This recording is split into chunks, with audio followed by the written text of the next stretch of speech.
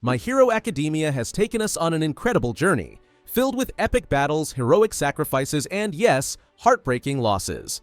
In today's video, we're diving into every significant character death that has shaped the series. Get ready for a deep dive into the moments that made us cry, reflect, and appreciate the stakes in the world of heroes. While the first few seasons focus more on growth and training, the shadow of death wasn't far off. One of the earliest deaths to make an impact was that of the pro hero, Snatch. A relatively minor character, Snatch had the ability to transform into sand. Unfortunately, during a confrontation with the League of Villains, he was easily overpowered by Dabi. His death was a grim reminder that not all heroes make it home. Next, we come to one of the most heart-wrenching deaths in the series, Sir Nighteye. A former sidekick of All Might and a mentor to Himiko Toga, Nighteye possessed the quirk, Foresight, allowing him to see into the future. Despite his efforts to change fate, he met his end during the battle against Overhaul. His death was a pivotal moment, showing us that even the most calculated heroes are not immune to tragedy. His final words to Deku and Mirko resonated deeply, leaving a lasting impact on both characters and fans alike. It's not just heroes who face the Grim Reaper. The League of Villains, despite their brutality, aren't invincible. Magni, a member of the League, met a shocking end at the hands of Overhaul. In a brutal display of power, Overhaul disintegrated Magni with a single touch, marking one of the first significant losses for the League. This moment served as a stark reminder that even villains have a hierarchy, and not everyone can survive the climb to the top. Perhaps one of the most tragic deaths in My Hero Academia is that of Twice. With a quirk that allowed him to clone himself, Twice was a complex character who struggled with his identity and loyalty. His death at the hands of Hawks during the Paranormal Liberation War arc was devastating, especially given their bond. Despite being a villain, Twice's death was portrayed with deep empathy, showcasing the blurred lines between good and evil in the series. Moving forward, we come to a death that shook the hero community to its core, Midnight. A beloved teacher at UA Academy, Midnight, known for her somnambulist quirk, fought bravely during the war against the Paranormal Liberation Front. Unfortunately, she was overpowered by a group of villains and met her end off-screen, with her body discovered by students later. Midnight's death was a harsh blow, reminding the heroes and students alike of the dire consequences of their battle. Another unsung hero who met a tragic end was the number 6 hero Crust, who sacrificed himself in order to save Eraserhead from Shigaraki's horrifying decay at the cost of his own life, flashing an encouraging thumbs up and grin as he disintegrated, showing that he didn't regret his decision. The fate of the Shimuras is one of the most tragic stories in the series, as Tenko, or as most people know him, Tomura Shigaraki, accidentally killed his whole family when his decay quirk activated for the first time.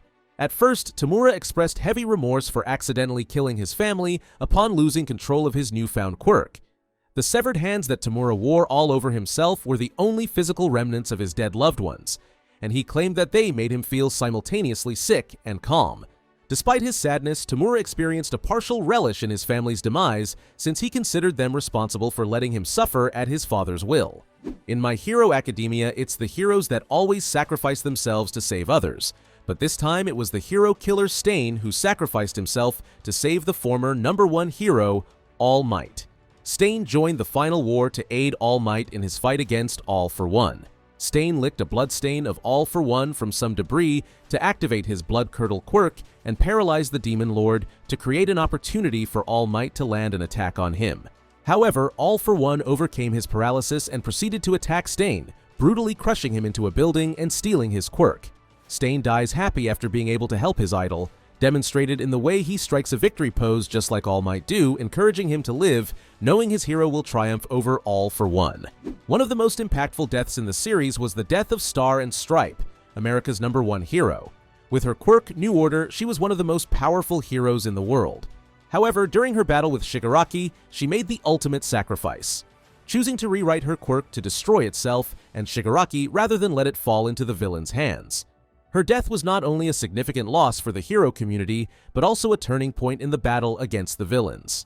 Now to a controversial one, because during the final war arc when Bakugo fought Shigaraki, Bakugo awakened his quirk, which struck fear into Shigaraki, which made the latter punch Bakugo in the heart, which punctured it, and he died. But Edgeshot quickly came up with a solution to revive Bakugo by entering his heart using his quirk, and giving him CPR from the inside while also patching the holes in his heart to become Bakugo's heart. So what happened to Edgeshot? Well, he is in a worm thread-like appearance, with slight similarities to his head with a small tuft of his hair. But he is not dead. He's slowly regrowing his body back, so no need to worry about him. So Bakugo is on this list as he technically died, but he did come back to life. Another tragic fate was the fate of Gigantomachia, who died at the hands of his master. In Chapter 384, Gigantomachia escapes from Shinso's control, and the giant villain confronts All For One about why he abandoned him all that time. As All For One never returned, Machia felt betrayed. He then attacks All For One on his own volition, and Mat Lady and Tokoyami also seize the opportunity to strike the Demon Lord and keep forcing him to rewind. However, All For One launched a powerful attack, severely injuring Mat Lady and killing Gigantomachia instantly. Gigantomachia was killed without compassion, showing he was just another disposable ally for AFO. Someone who was blinded by hatred but died out of love was Himiko Toga, as during Toga's fight with Uraraka, Ochaco tried to reason with her. After the emotional exchange, Uraraka managed to touch Toga's heart with her sincere actions and words. However, Uraraka was in a serious condition due to the blood she had lost. Toga decides to use her quirk to give Uraraka a blood transfusion from her own body and save her, making up for her actions and sacrificing herself after being genuinely happy for once. Toga died after achieving her dream because despite all the wrongful acts she committed, deep in her heart she only longed to be understood, accepted, and loved by someone. Next, the sad ending of Kurogiri, who fulfilled his duty till the end. Kurogiri's body, along with Bakugo's explosion to help clear Deku's path, pushed Kurogiri's limits, and he faded away. While it's a sad end for the character, he tries to protect Shigaraki till the end, fulfilling the purpose for which he was created, and his death will finally bring closure to Eraserhead and present Mike. Now, the fate of the Demon Lord.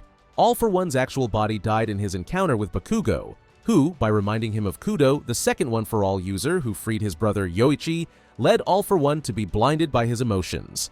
Bakugo attacked All For One and he had to rewind himself, turning into a baby. After having become a baby, All For One could still use his quirks, but while trying to reach Shigaraki, Bakugo intervened by making one last attack. Finally, All For One rewinds again to the point of disappearing completely. However, All For One returns after taking control of Shigaraki's body. Deku faced All For One, telling him he wasn't a Demon Lord, but just a lonely man. All For One is then confronted by a small fragment of Yoichi's vestige after Deku transfers the remaining part of One For All's quirk to Shigaraki. In this exchange, it's revealed that deep down, despite being a twisted and selfish villain, All For One was still a human who misses his brother. All For One tries to hold the tiny flame of One For All, clutching over it in a pitiful state and screaming at Yoichi to show him his face again, but is ultimately defeated by the vestiges of the other One For All users. We have now reached the final major character's death in My Hero Academia, and that is the death of the strongest villain in history. Despite Shigaraki's body being taken over by All For One for the second time, his consciousness was guarded and brought back by Nana Shimura's vestige, and after All For One was defeated, he's able to talk to Deku one last time. Shigaraki acknowledges what Deku did, telling him that he succeeded in protecting everything. Shigaraki tells Deku his last words, which are for his friend Spinner, and his smile showed that he died the way he wanted, not being controlled for once in his life and knowing he had achieved his desire of fighting to destroy. At the end, Shigaraki's body, which had already begun to crumble, turns to dust after being hit by Deku's final punch. Shigaraki became the hero of the villains, and his legacy will live through the words of his friend Spinner. His death also inspired Izuku and is slowly changing the world, influencing others to reach out to those in need. Thank you for joining us on this emotional journey through the deaths in My Hero Academia. If you enjoyed this video, don't forget to like, share, and subscribe for more in-depth content on your favorite anime. Leave a comment below about which death hit you the hardest and why. Until next time, keep your spirit of heroism alive.